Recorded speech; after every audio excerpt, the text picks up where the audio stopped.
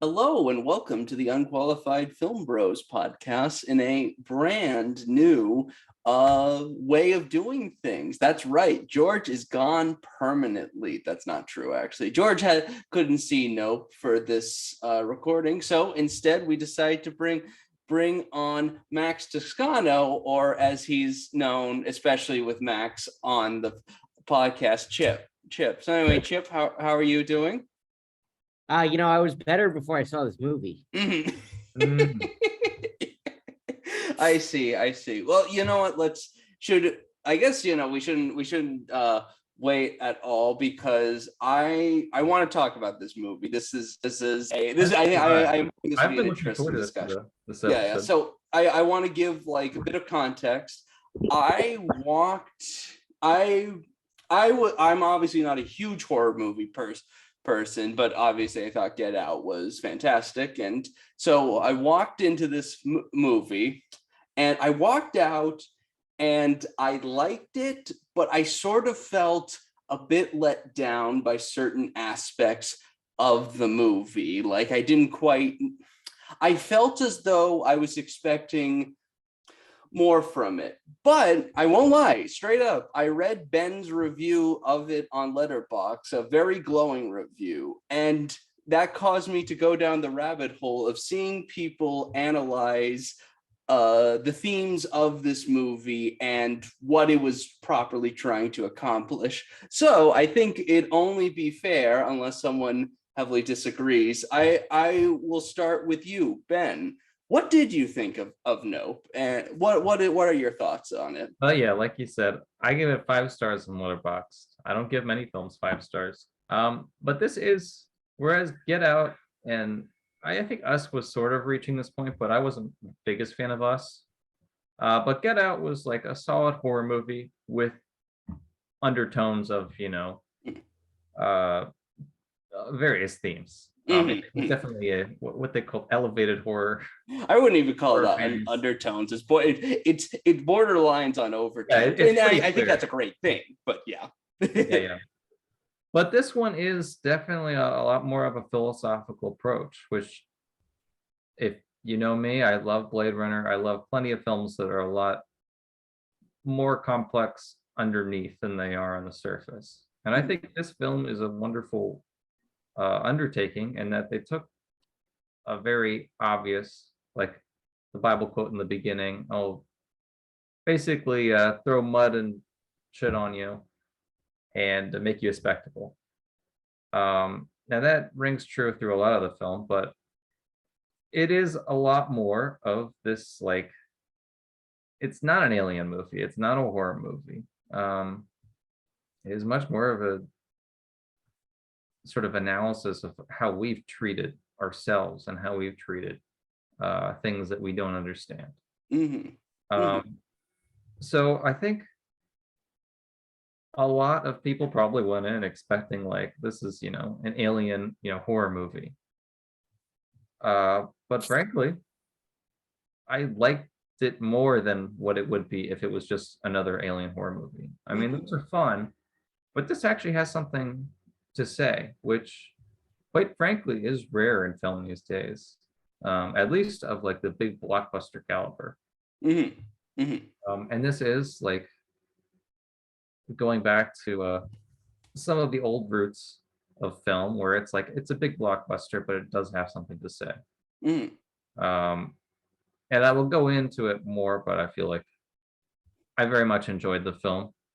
I want to let some other people speak because I know some other people were not as enthusiastic. Yeah. Max, Chip, I got it. Yeah, What are I'll you? jump in because I know Chip's thoughts will kind of go to the opposite extreme. So I'll fill in the middle here a little bit. Mhm. You know, I agree with a lot of what Ben said. It definitely had something to say, and I think, I haven't actually seen Us, and I need to do that. I just haven't gotten around to doing that. Of course, I did see Get Out, and Ben, like you said, that has a lot to say. It does so in a way that is more overt than what you suggested this film does. Yeah. And so I think, you know, yes, I enjoyed this film. it gave me a lot to think about, and I think it gave me a lot to think about in a way where I'm thinking like, okay, what did I actually take away from this film? And when I left the theater, I wasn't quite sure. And that might not sound like a glowing review, and I don't think I'll, I wouldn't give it 5 stars, but I think that's a good sign for a film. When I leave a film, I think that's a good thing for me is, I leave it thinking about a lot of different things, or even, not quite fully understanding where it was going without having time to digest the film, to think about it, and then eventually see it again. And right now that's where I'm at. I'm in that sort of digesting phase. It was definitely intriguing, but I don't know if I don't know if I liked it. I don't know if I disliked it at this point. And of course, I think he implied what he was saying earlier. Chip, what did you think of Nope? I had a couple problems with it. I think when I walked out of the theater, I think the biggest problem I had with it is that it's a little disjointed. I think that the first act of the movie is very much setting up, I think, a certain degree of mystery, a certain degree of mystery, of later exposition, of twist, of reveal, of general intrigue that is not paid off by what is frankly an extremely straightforward, at least surface level plot. And what Ben said about all the sort of intelligent subtext, I think is all valid. I think it's all accurate. I think it's a very intelligent movie. The problem is that I don't necessarily think that makes it a good one. Yeah. I think there, from a simplistic point of view, I think the primary job of a story is to be immersive, and I think be dynamic. I think the stakes and the stakes, tone, and tension of the story shrink, I think, as the movie goes on, which is the inverse of what I think a properly gripping story is.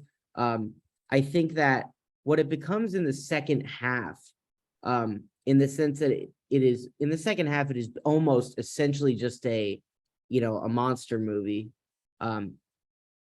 which is all well and good. Those are, look, some of them are great. Jaws is awesome, but like, you are going to need a more dynamic, more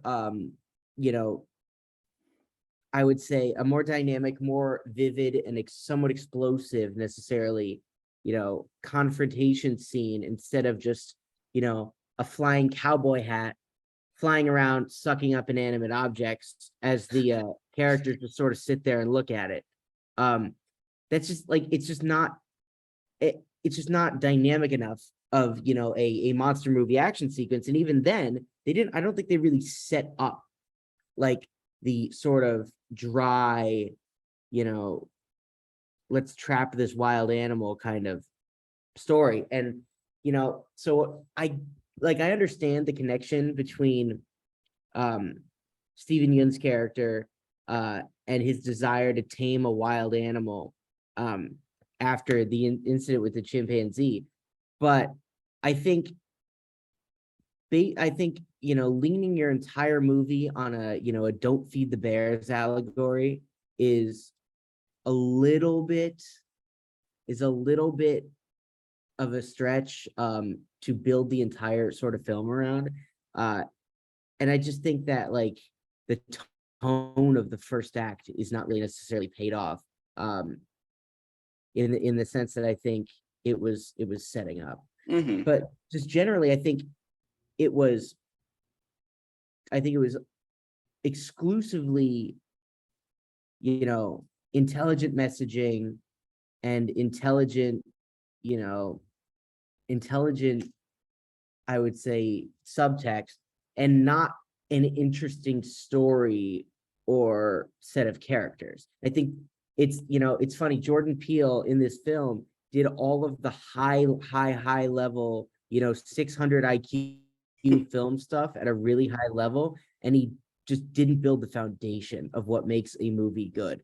And so, you can do this unbelievable paint job and this super intricate finish on a house, but if you don't build the house, it's, you know, it's ultimately it's, you know, it's great, you know, good job, but it's ultimately, you know. All right, so I will can I just very quickly put Yeah, go put in for it. one thing, and then I'm gonna let Hey, you you haven't go. said anything. Yeah, Well, you gotta hold go. on. I will say I want to retract minor bit. I do think this movie is a good movie still. Like, I think it's exceptionally well shot and all that. But when I was sitting in the theater, to add to your point, Max, I felt a genuine disappointment, like a feeling of disappointment at realizing, oh, the opening scene and the scene with Gordy is not directly related to the plot. That's part of it. Thematically tied, but it's not. The alien had nothing to do with it, and that's fine. But I still did feel the disappointment. So I will answer to a few of those points. First of all, I don't think that necessarily leading into a mystery and then not paying off is a bad thing. Citizen Kane is regarded as the best film of all time for a lot of people. I think that's a pretty derivative take. I mean, I think this movie is a lot more introspective than it is. This movie is about spectacles, but this movie is more than anything not about the spectacle, but the victims of the spectacle, the exploitation that allows it to happen. And I would say this movie is not a monster movie either. First of all, it's a wild animal, but also it's about sort of antagonizing it, like not understanding it to the point that you create a monster, just like Gordy. But I would say more than anything, this is a film about Hollywood. Every single character in this, other than the what is it, electronic store guy,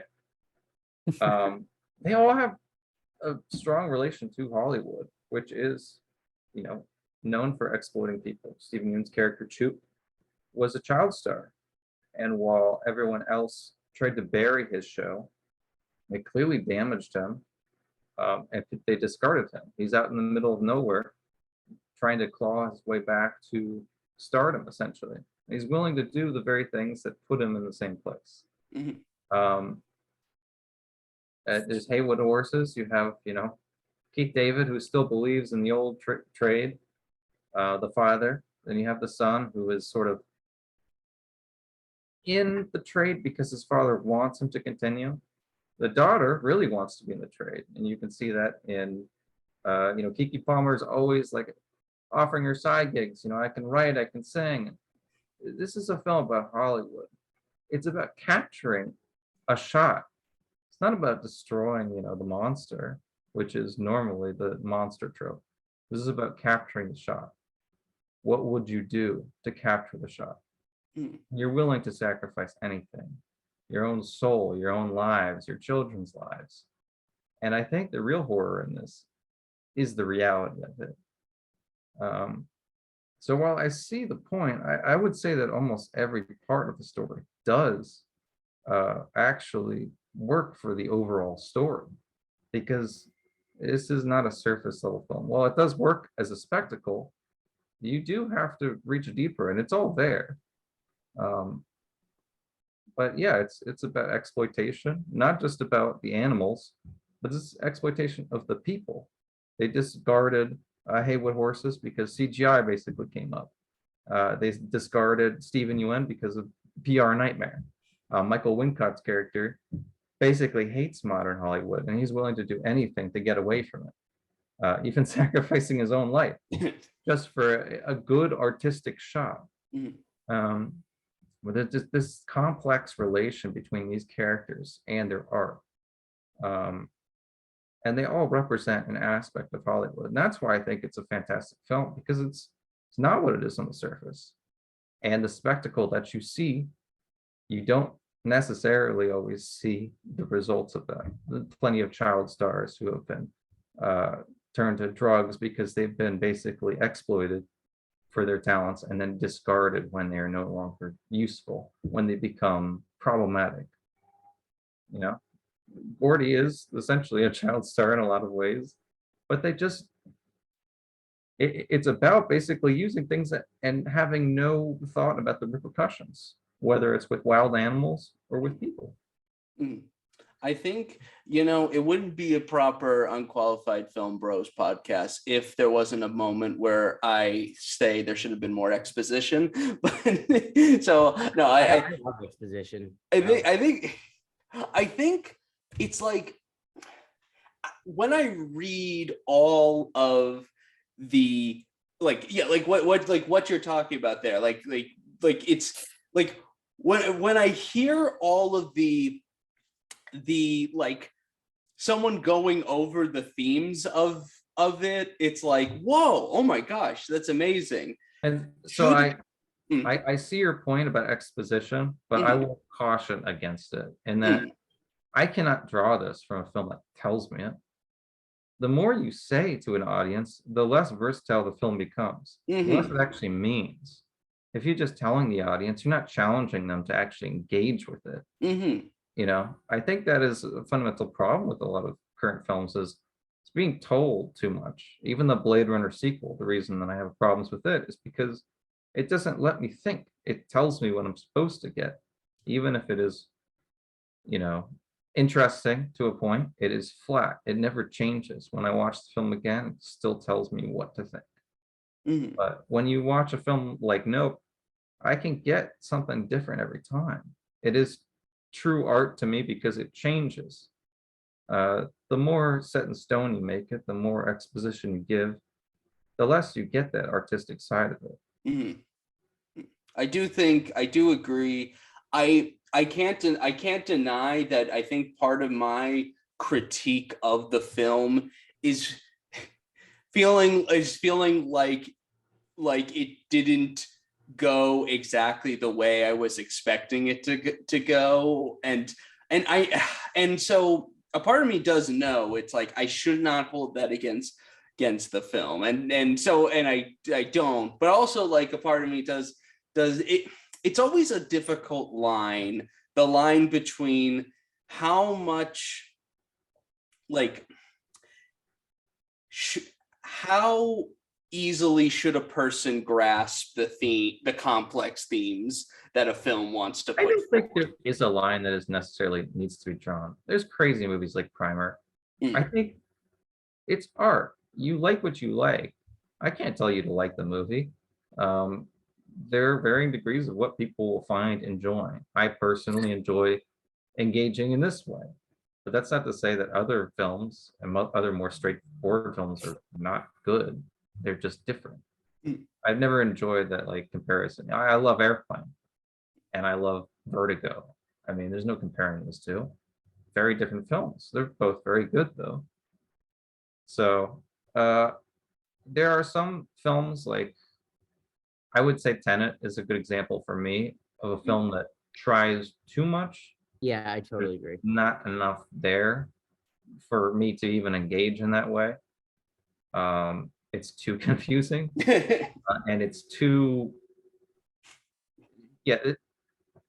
there's a difference between like putting stuff on film and then just expecting people to draw something out of it than like truly having undertones that like people can grasp, like tons of other people I'm sure grasp some of the same things I have. Which is not to say that that makes good film, but yeah, I would say it's really up to the viewer. It's up to the director. There's very weird films. Salvador Dali did, some really weird films. I mean, I don't know what the hell's going on in them, but you can draw a lot of stuff. But it's not going to tell you anything. Yeah, Ben, I think the fundamental part of our disagreement here is something that is, I would say, frustrating, and as is the case with all art, like you said, is frustratingly subjective. In the sense that, like, I think the entire, and I think Nope at this point, with the public is something of a polarizing movie. I think there are very mixed reactions to it.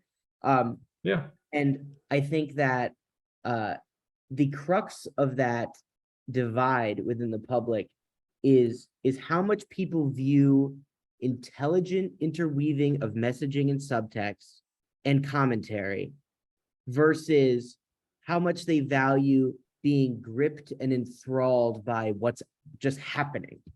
And I think it's funny, Jordan Peele's last two movies have sort of been on, I would say, either extreme of that spectrum. I think Us is a movie that is enthralling, gripping, creepy, scary, just absolutely, with interesting characters, that is complete with it, a great twist, maybe slightly predictable, but a really interesting twist that is very, very gripping in the sense of what is happening in the film. I think when you think under the surface, about whether or not these things actually make sense within the world building, and B, about the message, which I think is like a little simplistic. It's like, yeah, there's inequality. Okay. Like that's a little broad and, almost overdone. Like, I think what Get Out did super well in its messaging and subtext is that it explored in the beginning, at least, when we were sort of getting to know the characters, it explored this, interesting evolution of racism that is just this almost belittling, patronizing attempt to appeal to people of color. Like the whole "I would have voted for Obama a third time" quote. That's pretty famous from the movie. It's like, and I thought that was a really interesting, aspect of racial dynamics to explore. That's not as broad and simplistic of a point as there is inequality between the race. Yeah, I get what you're saying, but it's a little derivative to just say inequality. I mean, I could just say racism for Get Out. But what I'm saying about like common denominator about like Us is that it's like, I will say that this is a film which is using an alien trope to talk about Hollywood. So, I mean, it's not exactly simplistic, and it's no, I'm not talking about this being simplistic. I'm talking about Us being simplistic. Us. Yeah. Yeah. Sorry. I mean is Us and this are on opposite ends of the spectrum in the sense that Us. No, I wouldn't say that it's just inequality. I mean, no, I mean it's that's a film that has a lot to say, but is a little too disjointed for me. I will give it that. But I would say it's definitely more advanced than just inequality. I mean, it's a lot about like. I think it's a little less. Or it's a little less subtle, and intelligently structured within the story than. It's a little less subtle because they're trying to be a lot more grand. It's world encompassing rather than just Get Out, which is much smaller story that is encompassing a greater theme. Right. But I think that Us and Nope differ in the sense that what's happening on the surface is really easily gripping and enthralling and, a ride, but is subtextually not nearly as intelligent as Nope, but Nope is lacking in the areas where I think Us is strong. So I think which movie you prefer depends on what you value and desire in a film subjectively. So Ben, you are somebody who clearly, I think, values that really intelligent subtext at a high level. Yeah. And you're gonna love Nope. Which is it totally makes sense. But I not to be a total plebe, but I do I really watch and consume art, yes, to think, but as much to be gripped and enthralled and invested in the dynamics of what's happening. Which is it simplistic? Maybe. I don't really care. But again, I think the divide on this is, and to sort of sum up everything I've just been rambling about, is that it comes down to that very subjective divide within the movie-going public about what you value. I would say that this film is gripping too. I mean, I can't say that it's not. You said you let down by the end, but that means that you were gripped to get to the end. Yeah, I think that's true. I think that's true. So But I I would just, say that I like the attempts, which is that it grips you into the standard formula, and only when it subverts. I can't take it seriously because of Ryan Johnson and the whole thing there, but it subverts your expectation, but in the best possible way, where you have to sort of think like, wait, what's going on? And I guess that could lead you to many ways. You could get bored. You're like, well, this is no longer gripping to me. Mhm. But I do think it's an intelligent way to get people to shock people into thinking about what they've just seen. Mhm. The scariest part in the movie is not the monster; it's the little kids and their creepy outfits, like That was making great. the clicking sounds. Mhm. That legitimate, a fake out. Yeah. yeah, that legitimately scared me. But I think it's interesting that one of probably a lot of the scariest parts of the movie are with the people. I have a slight disagreement there. I think the best scene, even though like I really love the raining down of things on their house. that was also an amazing scene. I was honestly going to say the Gordy, scene of yeah, him it's under Gordy. the tree Yeah. watching Gordy. But again, that's not with the alien, Yeah, no, but yeah. And it establishes like that the people. So actually we could talk about Gordy, because I think it's a little interesting in that there are some things to talk about with the story itself. It's not just subtext. Mhm. Got a I- floating shoe. Yeah. It's established that the alien, when it makes its noises, freaks out the animals. Mhm. So it's entirely possible that Gordy went insane because this thing was Yeah. overhead. The big argument against that is that the lights and stuff are still on. So That's true. But I So- think so it it's- doesn't matter at that point, right? But no, it Because it's, Mhm. Ben, to your earlier points, and what I think we all probably took away from this is that it's not really about what the monster does, right? It's about what the people are doing to the monster, Mhm. what they're Yeah. doing to the animal and turning it into a monster. But with Gordy, along your points, which is that the other thing that's established is the horse, when it scares him with its reflection. Mm. And they establish like, don't look something into its eyes. Where Gordy, sort of goes insane, and kills everyone. And Choop is looking at him through there's like a Veil kind Yeah, of the yeah. tablecloth. Yeah. So he's not looking at him directly. But I also think there's a lot. He asks like, what's a bad miracle? Mm. This is a bad miracle. Yeah. A miracle is something spontaneous that very rare that could happen. Many people call the shoe like one of the examples of a bad miracle that's mentioned because it's like, because he as a kid is focusing on that he's not looking Gordy directly in the eye, and thus prevents him from appearing aggressive or anything like that. So but yeah, that's just one interpretation I've seen in a few spots. I also got to recommend. Sorry, I don't think there's like one right answer there. What is a bad miracle? Mhm. Gives no answer. I mean, one thing I was thinking about is the three sort of focal animals that we have in the film, right? You've got Gordy, you've got the horses, mainly what's his name, Lucky, and then Jean Jacket, the monster, the animal that eats everything. I wonder what you guys think about sort of the decreasing or the distance that each of those animals has between humanity and pure animalism. You've got the chimpanzee, you've got Gordy, who is, I think, probably the closest genetically of the three, and then the horse, I don't know the percentages or whatever, but you go from horse to horses.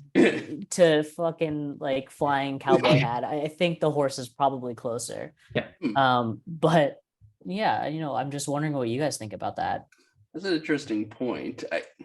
I would, I imagine Peele thought a lot about like, you know, like Yeah. the placement of horses, chimpanzees, and it is ironic. It is ironic that the horse is obviously, of course, more distant from humans than the chimpanzee, but like horses are much more like truly domesticated, while the chimpanzee appears to be domesticated, but in actuality is still genuinely a wild animal. Yeah, but also, you know, Steven Yeun's character had the closest connection with Gordy, right? You know, sure, horses, but then you go to the scene where he's presenting to the people in the arena, and he can't control the horse. He can't get the horse to go after Jean Jacket. True.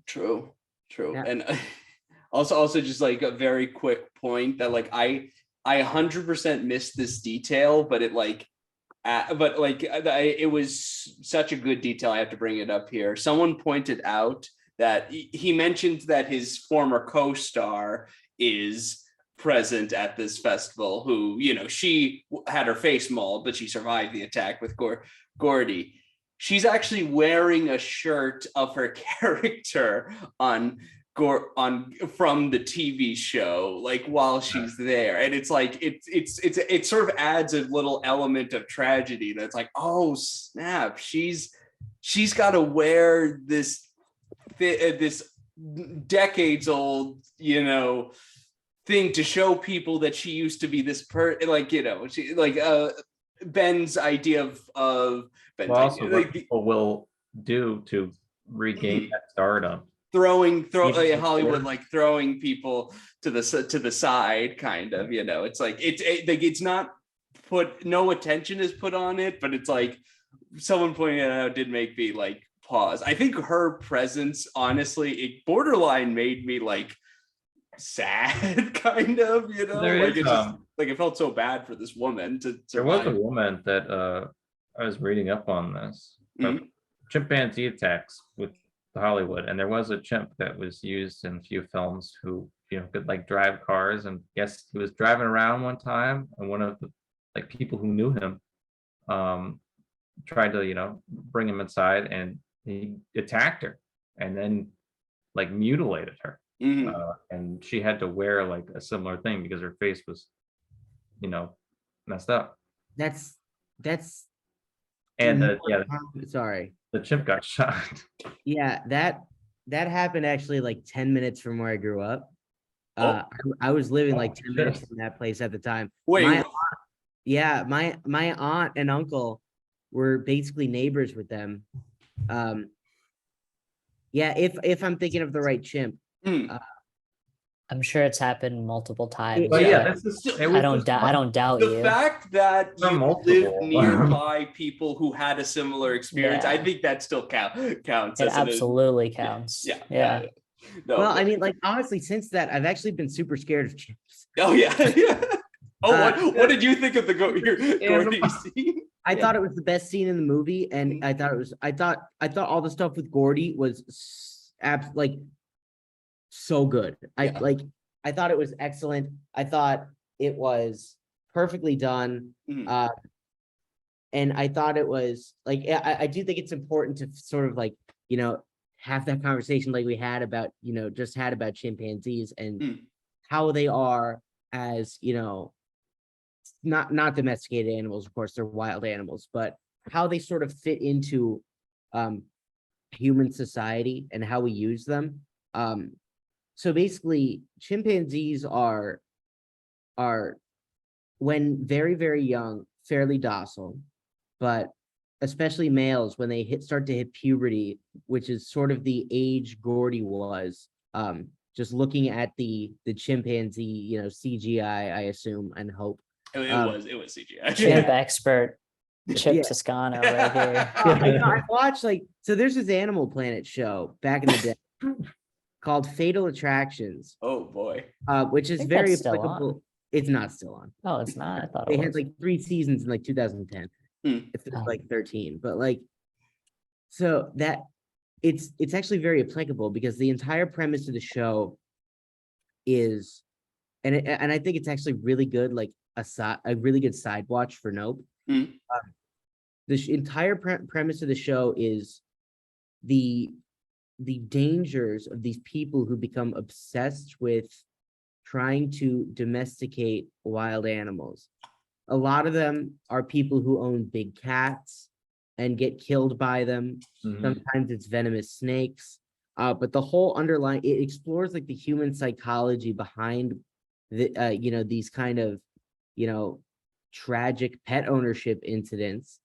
And sort of the goes into the specific stories of it. And they had a whole episode about chimpanzees. Mm. If you want one side episode to watch with Nope, if you're gonna go watch Nope or have just watched Nope or whatever, it's that one. And it sort of fills in like the real life background and to what Jordan Peele is getting at. And I think the message, and to give the movie some credit, the messaging on that and the portrayal of that was just sensational. And so I think that like the messaging of how wild the wild is and how truly untamable it is, how we have paid dearly trying to bend that to our will and trying to exploit that for our own amusement, and how gruesome and almost earned the consequences are. And I thought that message and that subtext for Gordy, especially after I realized, oh, he's not part of like the alien thing, was just great. And so I love the Gordy stuff. I have no notes on the Gordy stuff. Yeah. I also just like randomly say like a detail I think this might have been like part of a subtle deleted character. Like someone pointed out in the trailers, but regardless, the first person shot of like where it's like the camera is like walking into the set as the like the the chimp attack is happening. I like that one felt like, oh, like even now I feel vaguely chills by it because of how freaky it was. For me. Honestly, I think I know you may not like it, but I think it's kind of a genius idea for it, which is that it sort of lingers through the whole film, just like Stephen Yeun's character, like it's lingering in his mind all of the time. Even if nothing around is related to it, it is, because it's had such an influence. That's a very like scarring scene, and then it just goes to the next one, but it keeps coming back, just traumatic memory. I just sort of wish they left, honestly, one thing I would have done differently, like if assuming we're sort of going along the same guy, like the same broad like story trajectory, I would have left Stephen Yeun's character alive and through the final confrontation so that he could really face it and sort of dig into how that sort of trauma and confronting that, and really this time confronting that trauma. Already confronted with the Haywood brother and sister. True. I would say Stephen Yeun, it's kind of appropriate in that he has been sort of sent down this terrible rabbit hole where he's discarded by Hollywood and he wants to claw his way back to stardom, that he basically dooms everyone, including himself, but his entire family and their children. But it's all his own fault. Well, I guess there's the other subtext, which is it's sort of his fault, but it's also the fault of what's his name? Daniel Kaluuya's character. OJ. Yeah, OJ. Because OJ puts out the like horse statue or whatever, and he's like, yeah, it kind of messed him up. So I'm sure that must have pissed him off. Yeah. It's difficult to. It's probably intentionally so difficult to say if that was a cause or if it was always going to attack. Yeah, it doesn't matter. But there's the other idea of, we talked about Bad Miracle. This is also Bad Miracle. Lucky does not leave. The other horses all just run away when the thing is nearby, but Lucky does not leave, and so it's forced to come there and suck everybody up. So it's appropriate that this obsession with, Stephen Yeun's obsession with like taming wild animals because he thinks he has some charismatic relationship with them, ends in another bad miracle that is even worse in many ways than the first. And actually, there's two members because there's also Mary Jo Elliott, who also dies. So the Gordy incident is sort of complete with it. Yeah. Comes full circle. I would say it's a more complete plot than like having Stephen Yeun, all of a sudden deal with this trauma, because it's really less. The thing is, it's less about dealing with the trauma and more about like bringing the trauma into like the greater story. Is that what you're trying? I'm trying to figure out exactly how to phrase this, but like it's seeing your both your attempt to remediate and sort of overturn in a way your trauma by actually successfully taming this wild before or this time, and sort of the like again, it's hard to word, but this isn't a Hollywood movie. The guy who can't tame it does not succeed here. OJ sort of does. He's not supposed to succeed, but like I think he got removed from the movie before he could see, before he could really completely, I think, psychologically unravel at the impacts of what his attempt to tame the wild animal did, instead of just getting sucked up with everybody else and having that.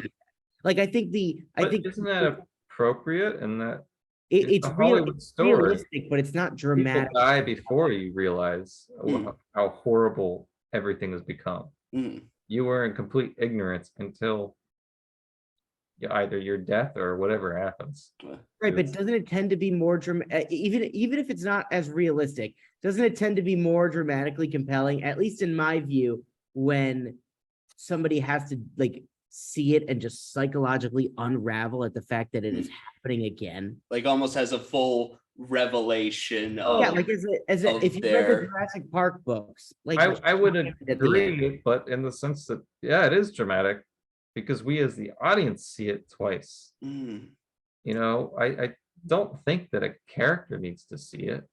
Travis Bickle is very interesting, and knowing that he can never actually do it, and that his trauma is unavoidable and unfixable and unchangeable. That I think would be great character stuff. I think it's already shown it's not unchangeable. That's the thing. It's about him being discarded into this like state. Right, but why was he trying to tame the wild animal if not to change the ending on Gordy? I don't think that was my read on it, at least. I don't think it was about changing. He smiles when he sees Gordy. He smiles even after Gordy's dead. I think he's sort of scarred to the point that he believes that he has this relationship with animals that other people don't. I don't think he was about to trying to change it. I think he believes in that.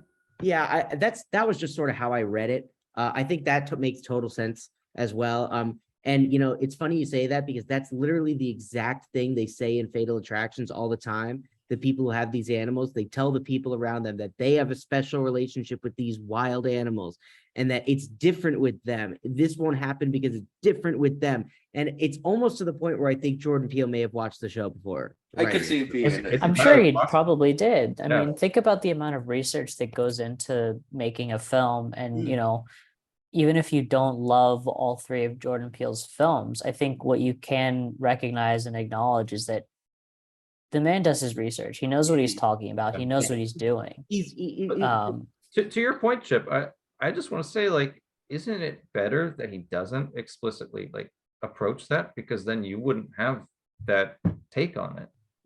I mean, the less you say, the more the audience can draw something out of it. That's what I said before. And I think for a movie like this, you need to have that because there's no right answer. I mean, this is about exploitation. It's about Hollywood, or it could be whatever you draw from it. But it's an introspective movie, which means that it's important that the audience member gets introspective. if there's one like single thing you're supposed to draw out of it, I think it would be a very reductive movie. Yeah, I certainly did not. A couple things I want to clarify. One, I've never meant to suggest that the subtext in this movie wasn't No, I know. extraordinarily intelligent. And B, like even if this one slightly missed the mark for me, I still think that Jordan Peele is one of the most intelligent and gifted filmmakers running right now. That's definitely still original. Like that's definitely still true. Yeah. And I mean, like you can see, even if I think that it does fail in its mission to be, purely, entertaining, I think that it like the pure, intellect and I think subtlety and nuance of Jordan Peele as a filmmaker. Yeah, I mean, I think on that he's 2.5 for 3. I think Us is a little less good in that regard, but I still think it's pretty good Yeah, in that regard, and I think it's really great. Just as an I remember I watched Us. I've seen Us I think 2 or 3 times now. The second time I watched it was with a friend, and she was driving home from my house after, and I had to walk her to her car because she was afraid of looking down the end of a driveway. I was like, I was like, is it simplistic? Sure, but I think there's a ton of value in being that vivid. yeah. I gotta say, I honestly feel like the amount of debate we've had about the merits and the themes and whether or not it succeeds. In my opinion, that's a genuinely high mark for Nope to have the fact that it could cause us to speak so much about it, and like even if we don't fully agree on whether or not it succeeded 100%, the fact that we can have a discussion like this, I think it goes to show a point for why to go see Nope, despite the fact that we've spoiled it a lot. So you should probably watch this after you've seen Nope. But still, like the general point still stay. It's a film like many that I like, which is sometimes it's hard to judge whether you're going to like it or not. You have to see it and see what you get from it. But I think it's a refreshing movie. Jordan Peele does extremely unique movies. I think it's pretty ballsy to take, this sort of genre that everyone knows, aliens, like, you think you're getting Close Encounters of the Third Kind, and you get something else, like what Max said, a stingray sucking people up. Yeah, the sucking stingray. So it's just different. And I think there's a lot there, but it's up to the observer. But certainly for a film like this, it lends itself to subjectivity much more than an objective sort of consensus. Right. And I think that if your film watching values and what you sort of, and your sort of checklists and what makes a movie do it for you is similar to Ben's, then I think the movie is, if that is your framework, is objectively really, really good. Like that's like, it's not a movie where somebody's making, a bunch of arguments about it and why it's good, and they're just not present in the movie. They are. And so where the subjectivity comes in is sort of what your value is. And all that. And I think that I really don't think Jordan Peele is ever going to fail to make an intelligent movie. So he's never going to make, try to think of a really stupid movie that isn't the one I keep talking about. Dumb and Dumber.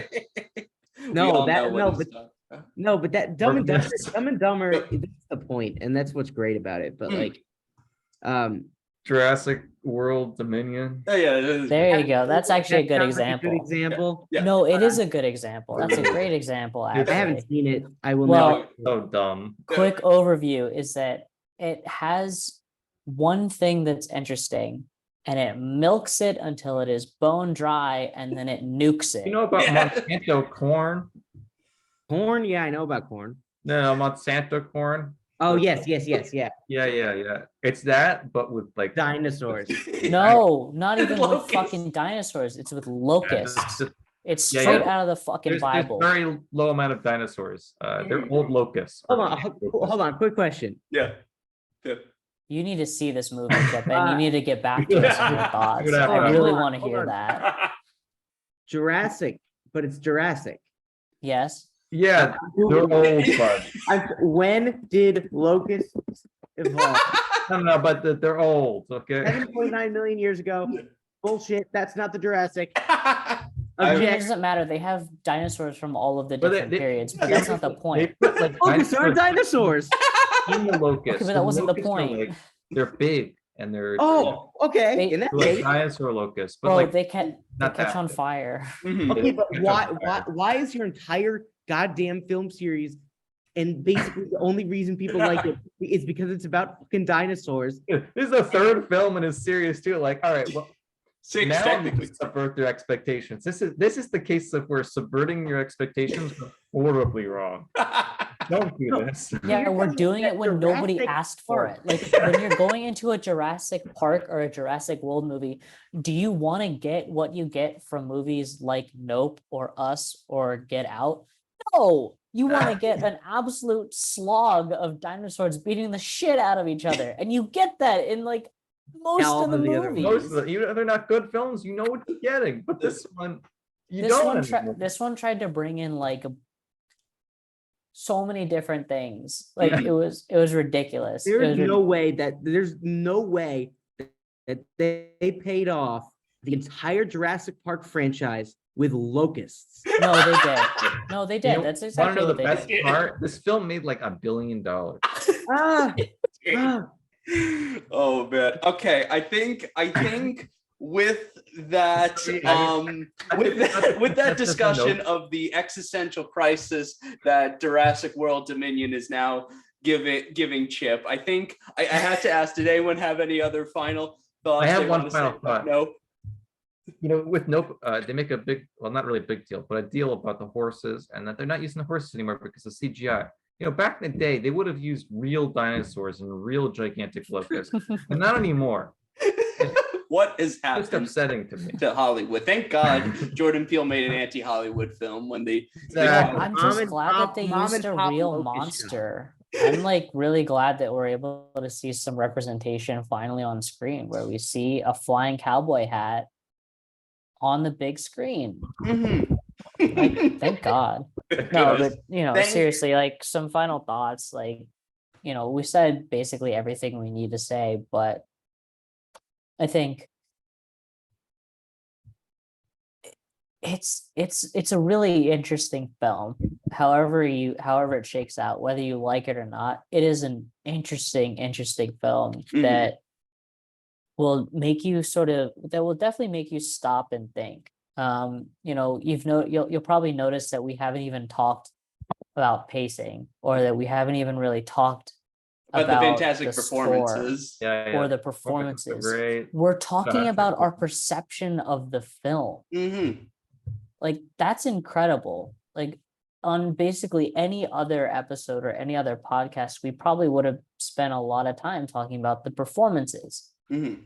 We barely mentioned actor names Mhm. in this episode. And I think that should be telling to everybody that watches this episode, Yeah. in that we're not focused on the really easy stuff that's like, oh yeah, this person appeared on screen, or like the score was this good or this bad. We're talking about what we actually think about the film, what it brought to our minds when we left the theater, what it didn't. Mhm. And that is so interesting. That is something that we don't do a lot. And I think that is something this film should be commended for, Mhm. is that it's bringing new conversations and new ways of discussing film. I definitely agree with that. I believe that my opinion on this film will change when I see it more than once, you know, which is something, you know, difficult to say. But I think Max, you summed it up very, very well there. So I think that should probably do it for today. Yeah. Yeah. So this has been our review of Nope. It's multiple weeks late. So at the very least, there's a lot of videos and analyses that have come out since then. So if you go to see Nope, you can see a lot of discussions on it already. So you can do that after you finish this video. But Yeah, watch next ours week- first. Yeah, amen to that. Next week we're doing something. I'm entirely blanking. Oh gosh, I'm George. I'm genuinely sorry. I'm not sorry. No, I'm kidding. I'm genuinely sorry. Sorry that I don't remember. But we are doing something next week, and it'll be really good. Really good. It's Funky Films too, baby. Whoa! Oh yes. Thank Oh, you, Joy. Thank you. Oh yeah, Funky Films too. Don't miss that. It's gonna be epic as hell. I'm gonna make an enormous comeback like I usually do. I'm gonna score 0 points through the first 3/4 of the entire episode, and then I'm gonna win every question. So It's and gonna I'll be. end up tying Declan, and Ben's gonna get to choose who gets to host the next episode. I'm actually just going to read every Letterboxd review. So Wow. I'm not surprised, but I am annoyed, but I'm not surprised. But anyway, Chip, thank you again for coming on here. It was great to have you. You'll come back anytime. What we'll see. We see you on Shout at the Play. Well, oh gosh, what are your baseball? Yeah, that's it. Yeah, shout at the Play. Okay, yeah. See you there and other stuff. Anyway, until next time, see y'all later. Yeah. Good night.